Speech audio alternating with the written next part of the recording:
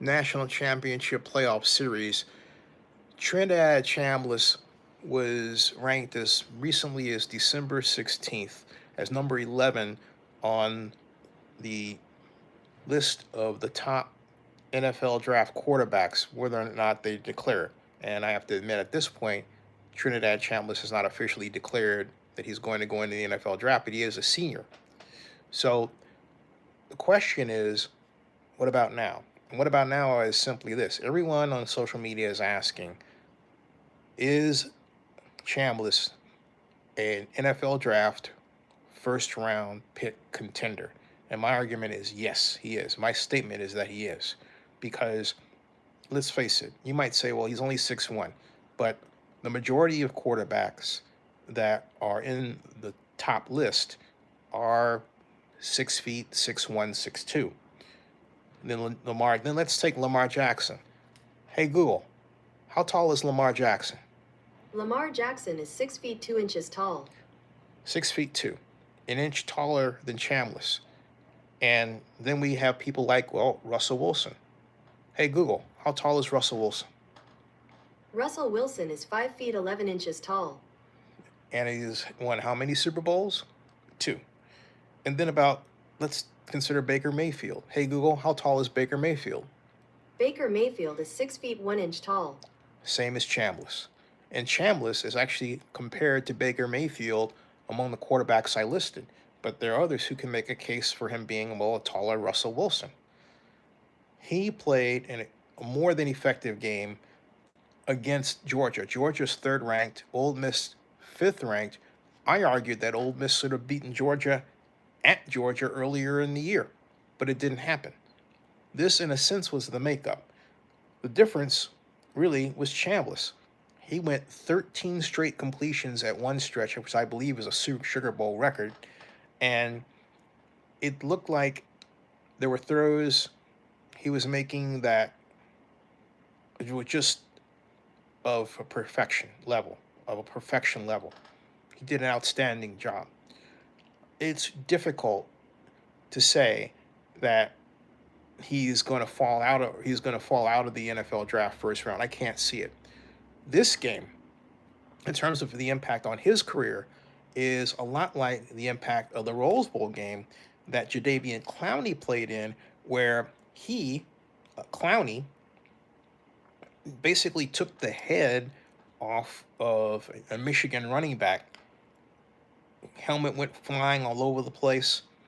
Of course, Jadeveon Clowney was with South Carolina, and he caused the fumble. The fumble was recovered, and that was literally the tackle heard around the world. It went viral all over the place. Not surprising at all, Jadeveon Clowney was the first pick in the NFL draft just a few months later. It was a dramatic rise from what could have been arguably late first round to second round place status to number 1. And that's what Clowney was. So, will Chambliss go number 1? No. That's reserved for Fernando. Right now, Fernando is ranked ahead of Dante Moore, Dante Moore was ranked as far as December 16th ahead of Fernando in terms of his draft rankings by at least one organization. But right now, everyone around the country will tell you that this Heisman Trophy winner is going to be the next quarterback of the Las Vegas Raiders. He's going to be drafted number 1, talking about Fernando. And then number 2 will be Dante Moore. But then number 3, many thought it was going to be Ty Simpson. But Ty Simpson has not played well. He hasn't played well under pressure. A lot of that I blame the scheme. But let's face it, when the lights have been the brightest on him this year, when it mattered the most in the college football national championship conversation, and I believe this has to do with Kellen DeBoer's lack of impact, Simpson did not fare well, or as well as he could. They did get there, though. But his last game, the game against Oregon, was nothing short of a disaster. and I believe it cost him a number of positions in the NFL draft. Arguably, he's a second round pick, not first round. So then we've got Garrett Nussmeier. My point is that with Chambliss' performance, it's a whole different measurement, a whole different measurement. And not only that, folks, we're not done watching them. We're not done watching them at all, because now we have the lineups are set. We know that Ole Miss is going to play in the next series, and excuse me for a second. Sorry. In the semifinals, and how's that going to look? I wonder what the predictions are for that. Let's see. In terms of college football national championship, let's see where we are at in terms of what others are saying, in terms of the possible winners and who's favored. Oops, excuse me for a second. Trying to make this line up.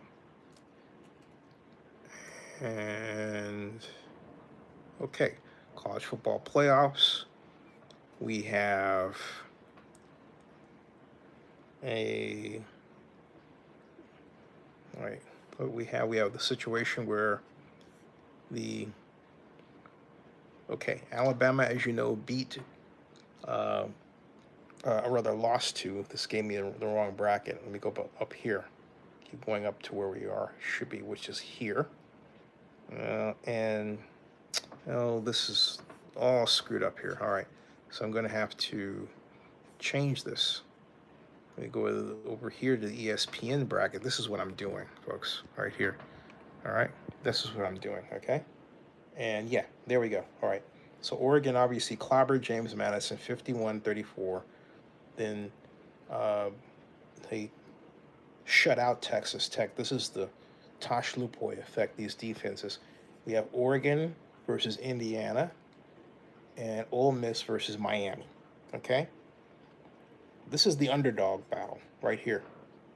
I call this up here the Cal battle. Why?